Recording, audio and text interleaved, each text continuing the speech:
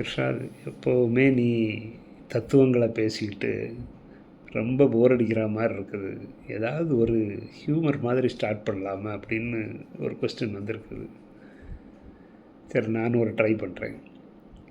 ஒரு ப்ளம்பரை ஒரு டாக்டர் கூப்பிட்டு கொஞ்சம் வேலை செய்ய சொல்கிறாரு.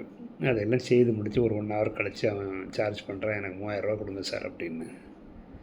டாக்டருக்கு பயங்கர ஆச்சரியம். ஐயோ, நான் டாக்டராக இருக்கேன், நானே 3000 ரூபா ஒரு 1 ஹவரில் சார்ஜ் பண்ணுறது கிடையாது, இது என்னையா சார்ஜுன்னு. அதனால் அந்த ப்ளம்பர் சொல்லுவான், அதனால தான் சார் நானும் உங்களை மாதிரி தான் டாக்டராக இருந்தேன், அப்படி சம்பாதிக்க முடியலைன்னு சொல்லிவிட்டு நான் இப்போ ப்ளம்பராக வந்திருக்கேன் அப்படின்னு.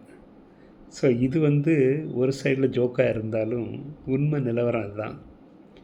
நீங்கள் ஒரு இன்டர்னாக எம்பிபிஎஸ் முடிச்சுட்டு போனேன்னா உங்கள் சேலரி 15,000 to 20,000 தான். இல்லை அதுக்கப்புறம் என்ட்ரி லெவலில் போனால் 30,000 to 40,000. இதை நான் சொல்லலைங்க, உங்களுக்கு ChatGPTயில் போட்டு பாருங்கள் தெரியும். அப்போ எப்படிங்க அவங்க அவ்வளோ காசு பார்க்குறது அப்படின்னு பார்த்தோன்னா, ஒருத்தன் பேமெண்ட் சீட்டில் ஒரு எம்பிபிஎஸ் முடித்து வரான்னா குறைஞ்சது ஒரு 2 கோடி ரூபா செலவழித்து படிச்சுட்டு வரான். அப்போ அந்த காசு எடுக்கணும்ல. ஸோ நீங்கள் ஒரு ஹாஸ்பிட்டல் போகும்போது, நான் இது எல்லாத்தையும் சொல்லலை, மோஸ்ட் ஆஃப் த இது தான் நான் பேசிகிட்டு இருக்கிறது. என்னால் யாரும் என்ன இவன் இப்படி புட்டு வைக்கிறான் அப்படிங்கிறது. அப்போ பெட்டு காலியாக இருக்குதுன்னு வச்சுங்களேன், சரி எனக்கு குளுக்கோஸ் போட்டு அந்த 100% ஆக்குபன்சி ஆக்கிறதுக்கு வழிவகுத்துருவாங்க. அதே மாதிரி நீங்கள் 4 நாளைக்கு முன்னால் தான் வேறு இதில் டெஸ்ட் எடுத்திருப்பீங்க, இங்கே இதை கொண்டுட்டு போனோன்னா இல்லைங்க நீங்கள் எல்லாத்தையும் முதல்ல இருந்தே டெஸ்ட் எடுக்கணும் அப்படின்னு. அப்போ அது என்ன இண்டிகேஷன் கொடுக்குறாங்கன்னா, சரி நான் 2 கோடி ரூபா செலவழித்து நான் சிடி ஸ்கேன் எல்லாமே உனக்கு வாங்கி வச்சுருக்கேன், நீ வெளியிலேருந்து எடுத்துகிட்டு வந்தேன்னா நான் 500 ரூபா ஃபீஸில் ஓட்ட முடியுமா? ஓட்ட முடியாது. அப்போ நீ இங்கேருந்து எல்லாத்தையும் இது பண்ணணும்.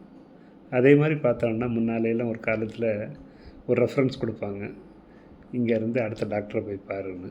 இப்போ reference which means that referral bonus, நான் 10 பேரை உனக்கு அனுப்பி விட்டுருக்கேன், எனக்கு ரெஃபரன்ஸ் என்ன இருக்குன்னு. அதே மாதிரி பெரிய ஒரு குரூப் ஆஃப் ஹாஸ்பிட்டலில் இருந்துட்டு ஒரு குரூப்பில் இருந்துட்டு அடுத்த குரூப்புக்கு போகிறோம், அவன் 100% ஹைக் கொடுக்குறான்னு வச்சுக்கோங்களேன். சும்மா கொடுக்க மாட்டான், ஒன்றால் எவ்வளவு இன்கம் வரப்போகுது அப்படின்னு. இன்கம் எப்படி வர்றது? இப்போ ஒருத்தன் வாரான், அவனுக்கு ஒன்றுமே இல்லைன்னு அனுப்பிவிட்டோன்னா அதுக்கப்புறம் என்ன ஆகிறது? அப்போ அதுக்குன்னு எல்லா பெரிய ஹாஸ்பிட்டலில் பார்த்தோன்னா ஒரு ஸ்டாண்டர்ட் ப்ரொசீஜர் உண்டு. வயிற்ற வலிக்குது அப்படின்னு வந்துட்டான்னா இவனுக்கு இந்த டெஸ்ட்டு இதெல்லாம் பண்ணி அந்த ப்ரொசீஜரை விட்டு அவங்களுக்கு மாறக்கூட முடியாது. அவ்வளோத்துக்கு டைட்டன் அப். அப்போ ஒரு டாக்டர் சொல்லிட்டாரு அப்படின்னு சொல்லிக்கிட்டு நான் அப்படியே எடுத்துட முடியாது. அப்போ அதுக்குன்னு அதை அனலைஸ் பண்ணி அதுக்கான ஆல்டர்னேட்டிவ் ப்ரொசீஜர் என்ன, அதை எப்படி கையாளணும் அப்படின்னு உள்ள டாக்டர்கிட்ட செகண்ட் ஒப்பீனியன் உங்களால் எடுக்கணும். அதனால தான் நம்ம இதை புரிதலுக்காக வேண்டி தான் இது போடுறதே தவிர நம்ம ஒரு டாக்டரோ யாருங்கிறது கிடையாது. வாழ்வியல் பயிற்சி நீங்கள் எடுத்து நம்ம தெரிஞ்சு வைக்கும்போது நம்மளுக்கு ஒரு புரிதல்கள் வரும். அதால் இது ஒரு விழிப்புணர்ச்சி செஷன் தானே தவிர ஓகே, நத்திங் மோர். நன்றி.